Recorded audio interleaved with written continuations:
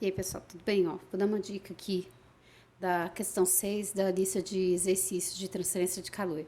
Porque eu acho que eu esqueci de comentar isso na aula, então eu vou dar a dica aqui, tá?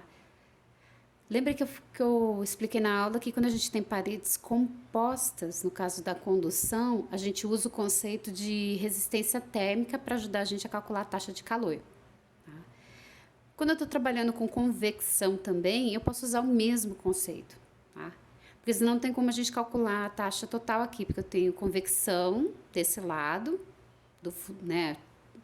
Sei lá, vamos dizer que é um ambiente externo, que eu estou com ar lá 60 graus, tá?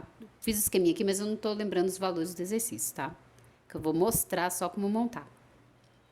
Então, eu tenho aqui, né, um ar quente, e ele vai trocar calor com essa área da parede por convecção. Depois, esse calor vai passar pela parede por condução, até vir na interface com a segunda parede. Depois eu tenho condução de novo até chegar nessa outra extremidade, né? Nessa face oposta. E aí, por fim, eu vou ter troca por convecção com o ar desse lado que está mais frio do que essa parede aqui. Então, a gente tem 4 etapas. Eu tenho uma convecção, depois condução numa parede, condução na segunda parede, convecção do lado de dentro, vamos dizer assim. Então, a gente monta esse esqueminha de resistência. Se a gente olhar aqui, ó, tá tudo em série, porque eu começo com convecção, em seguida eu atravesso uma parede, na sequência a segunda parede, por último a convecção do lado frio. Como está em série, o esqueminha ficaria dessa forma aqui, ó. Deixa eu ver se... Vou fazer aqui embaixo. Faz sempre o desenho que ajuda a visualizar, tá?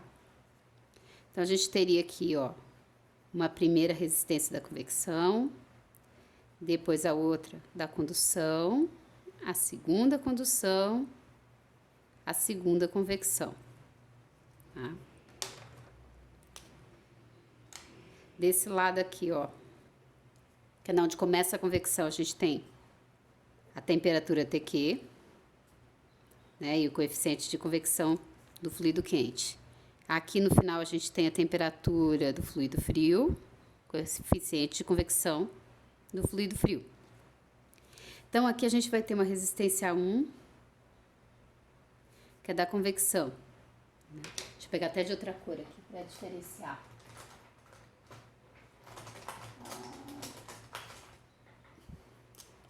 Depois aqui, ó, a gente tem a resistência 2, que é da primeira condução, resistência 3 da segunda condução e a resistência 4, que é da segunda convecção.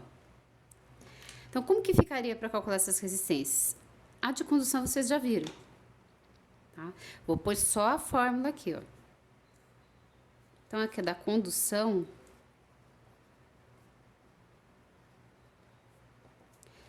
Né? Lembra que a resistência da condução, ela é L, é o comprimento aqui da parede, dividido pela condutividade vezes a área.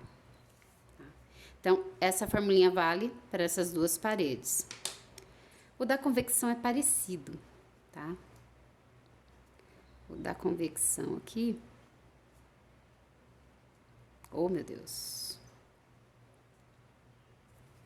Da convecção, desculpa a letra, vai ficar aqui o seguinte, tá? Na convecção você não tem comprimento de parede, então tem L, vai ficar 1 sobre coeficiente de convecção vezes a área que eu tô trocando calor. Então, vocês vão pegar e fazer resistência aqui do lado quente é 1 sobre HQ vezes a área. Do lado frio, 1 sobre HF, né, vezes a área. E aí, depois, para ter equivalente, é só somar tudo, ó. Vai ficar aqui. Vou até pôr nas cores que eu coloquei aqui, ó. O R1 mais o R2 mais o R3 e por último o R4. Faz essa soma, tá? E aí depois vocês calculam a taxa, fazendo a temperatura das extremidades, a diferença, tá? Então vai ficar TQ menos TF dividido pela resistência equivalente. Tá? Quando eu faço esse esquema de resistência aqui, eu trabalho com as temperaturas dos extremos, tá? Porque tudo que estava aqui dentro eu transformei em resistência, tá? Então, a diferença é dessas duas aqui. Então, assim que vocês vão calcular a taxa, tá? No exercício 6. Então, quem estava com dúvida, dessa forma. Eu não posso somar uma condutividade com a outra, eu não posso somar os coeficientes, não posso fazer isso, porque são situações diferentes, fluidos diferentes às vezes, tá? Então, não pode somar. Eu tenho que calcular a resistência térmica primeiro, para depois usar essa fórmula aqui. Porque quando tá em série, aí sim a resistência eu posso somar. Tá certo? Então, espero que tenha ajudado.